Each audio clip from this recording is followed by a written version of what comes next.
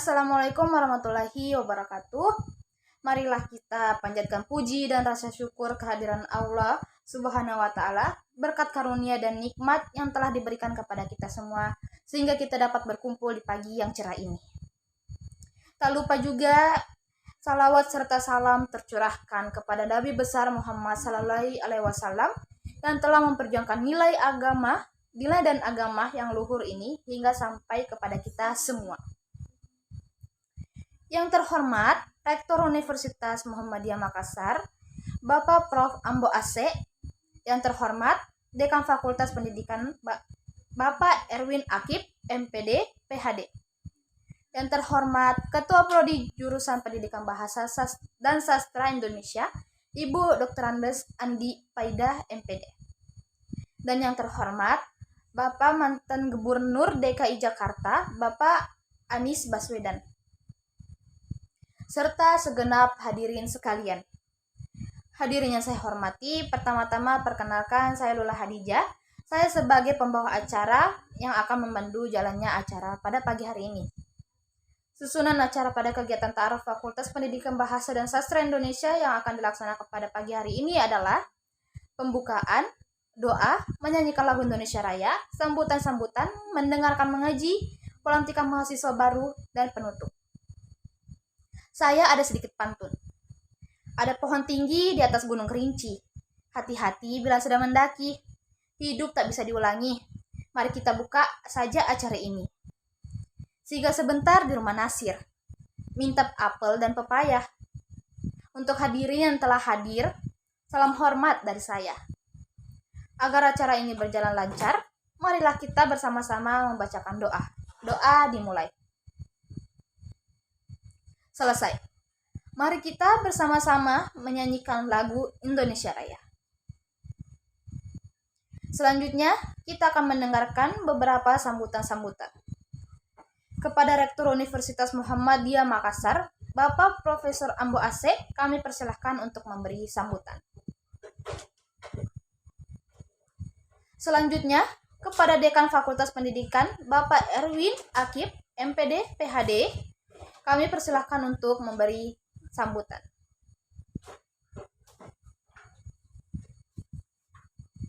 Selanjutnya, Ketua Prodi Jurusan Pendidikan Bahasa dan Sastra Indonesia, Ibu Dr. Andes Andi Paidah, MPD. Kami persilahkan untuk memberi sambutan.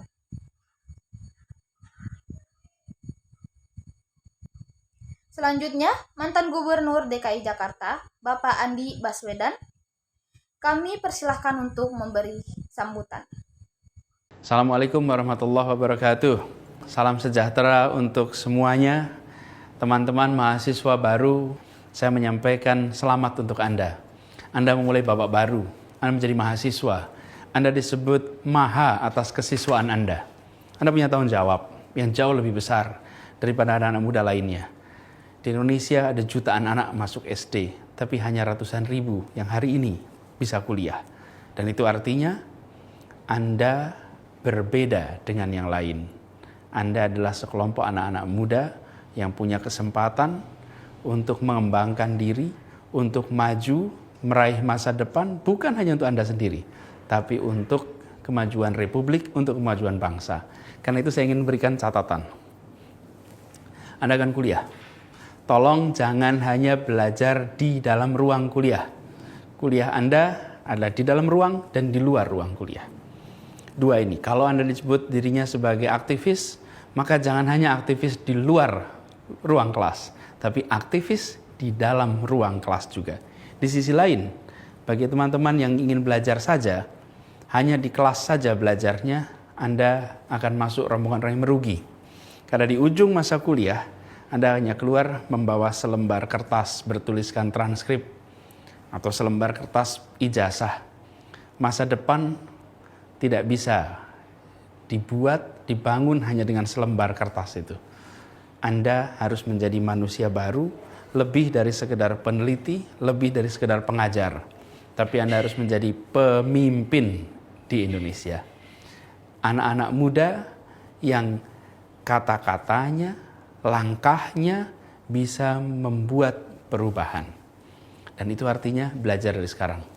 Saya sering menganalogikan hidup pasca kuliah itu seperti berenang di lautan.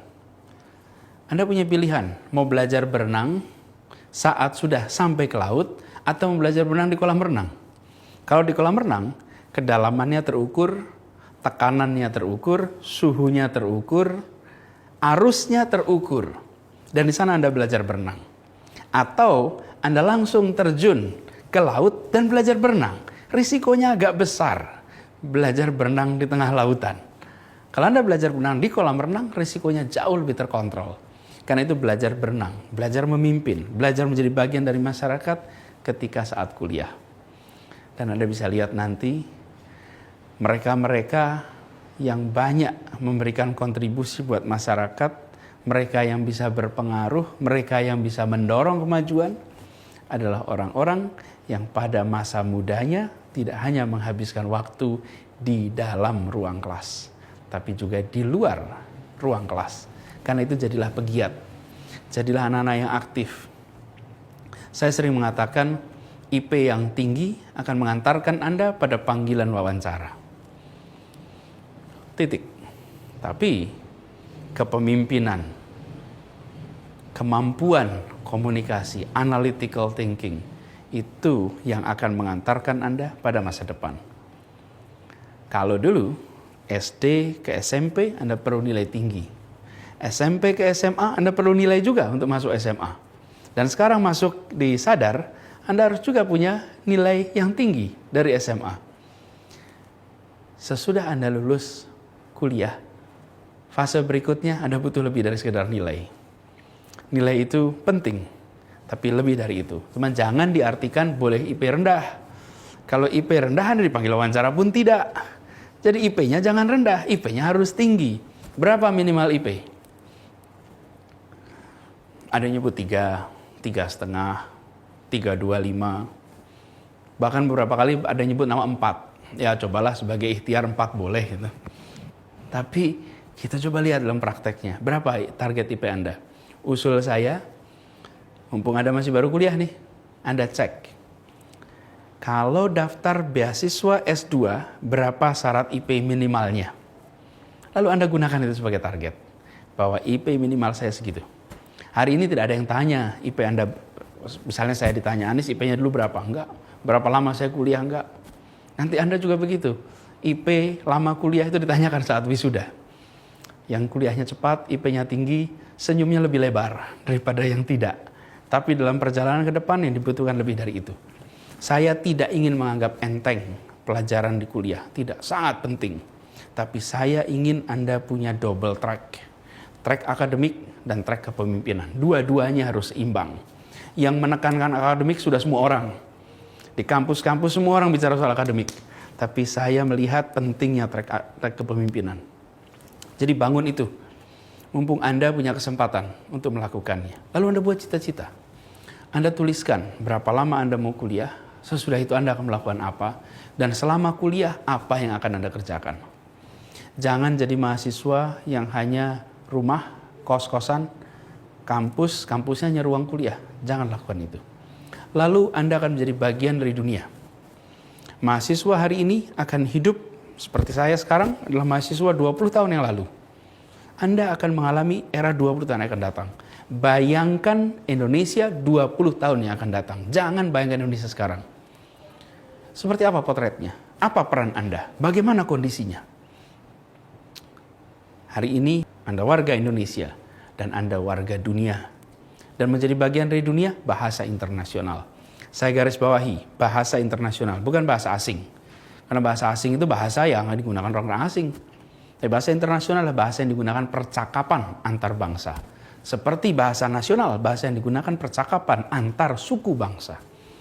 Kuasai itu, sehingga Anda bisa menjadi bagian dari dunia. Berkomunikasi dengan dunia, menyerap informasi dan menyebarkan informasi. Lalu yang ketiga, kuasai state of the art knowledge. Ilmu pengetahuan yang terdepan. Anda nggak bisa belajar sekarang hanya dengan ilmu-ilmu masa lalu. Kuasai yang terbaru. Dan kemampuan belajar menjadi amat kunci. Bukan kemampuan menguasai sebuah bidang, tapi kemampuan belajar di bidang apapun. Karena sesudah Anda lulus, Anda belum tentu akan mendalami, mengerjakan hal yang menjadi fokus Anda ketika masa kuliah. Tapi kemampuan Anda belajar akan membuat Anda menjadi pembelajar terus-menerus. Kalau Anda pembelajar, maka Anda akan punya peluang untuk bisa terus-menerus mengembangkan diri dan meningkatkan kontribusi. Teman-teman semua, mahasiswa baru, Anda sekarang memasuki fase yang benar-benar baru. Karena itu, rencanakan dengan baik, catat cita-cita Anda, catat keinginan-keinginan Anda, lalu lihat 4 tahun ke depan, 3,5 tahun ke depan, atau 5 tahun ke depan sebagai masa pengembangan diri. Bukan masa sekedar kuliah, mengembangkan diri. Sesudah itu adalah masa Anda mulai berkontribusi. Siapkan diri Anda dengan baik, kerjakan masa ini dengan sangat optimal. Biarkan Anda menengok masa kuliah Anda dan berkata, untung saya masa kuliah tak hanya berada di ruang kelas. Saya aktif mengembangkan diri. Dan itu insya Allah nanti akan membuat jalan Anda ke depan akan jauh lebih lebar, jauh lebih menantang, dan Anda akan menemukan simpul-simpul baru keberhasilan yang membanggakan. Terima kasih. Assalamualaikum warahmatullahi wabarakatuh. Acara selanjutnya adalah mendengarkan salah satu mahasiswi kita mengaji. Dipersilahkan kepada Ananda Dian Ayu. Acara selanjutnya adalah acara yang kita tunggu-tunggu. Acara utama dari acara kali ini yaitu pelantikan mahasiswa baru. Dipersilahkan kepada Ketua Prodi Jurusan Bahasa dan Sastra Indonesia, Ibu Dr. Andes Andi Paidah, MPD. Alhamdulillahirrabbilalamin, acara demi acara telah terlampaui. Tiba saatnya kita pada rangkaian terakhir, yakni penutup. Marilah kita tutup acara pelantikan mahasiswa baru ini dengan bacaan hamdalah bersama-sama. Dari kami selaku pembawa acara, apabila sikap dan tutur kata yang kurang berkenan di hati hadirin sekalian, kami mohon maaf. Khairul kalam, wabillahi taufiq wal hidayah. Wassalamualaikum warahmatullahi wabarakatuh.